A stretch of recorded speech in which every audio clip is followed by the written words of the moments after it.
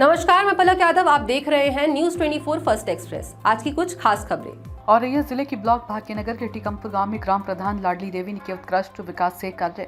वहीं जब news 24 first express की टीम में पंचायत में जाकर ग्रामीण जनों से वार्ता की तो बताया गया कि पंचायत में अभी तक किए गए समस्त विकासीय कार्य मानक के अनुरूप संचालित किए जा रहे हैं व बिना जाति भेदभाव को देखते हुए सभी पात्र लोगों को समस्त शासकीय योजनाओं से लाभ दिया जाता है। कुछ ग्रामीण जनों ने बताया कि प्रधान प्रतिनिधि प्रेमचंद राजपूत द्वारा टीकमपुर पंचायतों को आदर्श पंचायत निर्माण के लिए वो निरंतर प्रयासरत हैं व पंचायत में अभी तक जो भी कार्य करवाए गए समस्त कार्य मानक के अनुरूप व शासन प्रशासन की मंशा अनुरूप संचालित किए जा रहे हैं।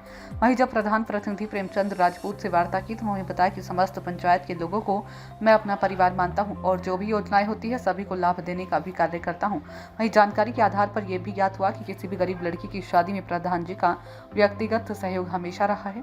प्रधान प्रतिनिधि ने बताया कि बजट का अभाव होने के कारण आज भी पंचायत कुछ विकासीय समस्याओं का सामना कर रही है, जिसमें शमशान घाट, बारातशाला, खेल मैदान आदि को प्राथमिकता देते हुए बजट प्राप्ति की मांग की है। वहीं देखा जाए तो लगभग समस्त ग्रामीण जन ग्राम प्रधान की कार्यशैली व्यवहार शैली से पूरी तरह संतुष्ट हैं।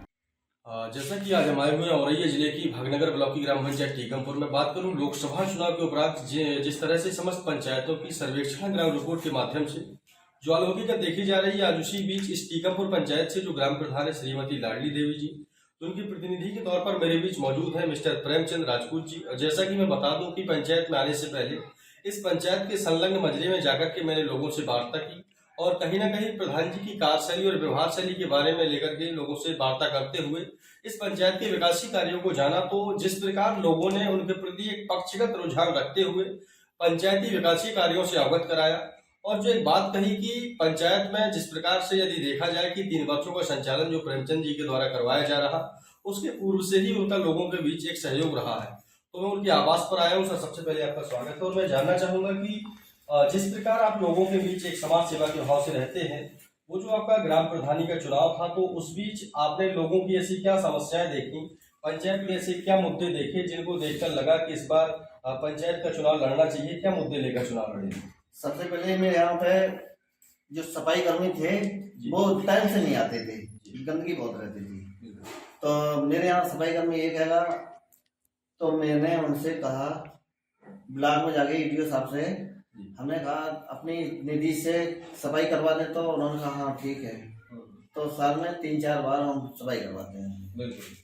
और जो मेरा एक ये है कि प्रेजेंट में देखा जाए जो पंचवर्षीय योजना के तहत वित्त का बहुत ही अभाव है, जिसके चलते आपका कुछ पर्सनल इन्वेस्ट भी पंचायती विकास में हो जाता होगा?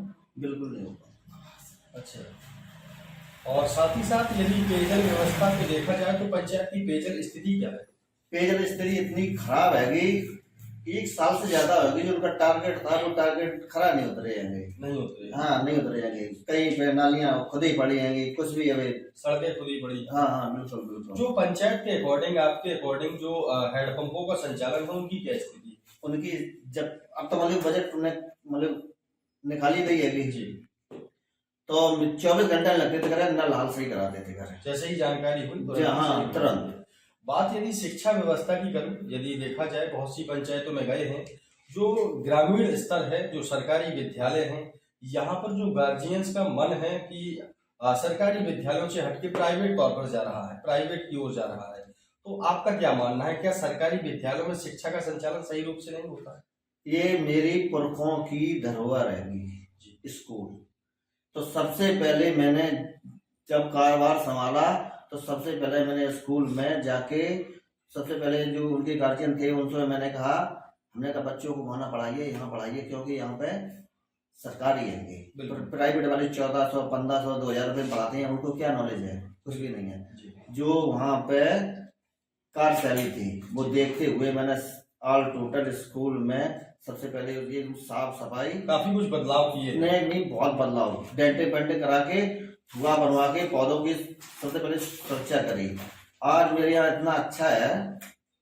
बहुत सी पंचायतों में मुद्दे रहते हैं, तो पब्लिक का मन मुटाव क्या इन्हीं योजनाओं को देखते हुए लोकसभा चुनाव के आंकड़ों में बदलाव आया? नहीं, बहुत बदलाव आया और 27 में हो सकता है नहीं, अगर प्रधानों का कुछ नहीं उन्होंने किया तो 27 में बहुत कुछ होगा।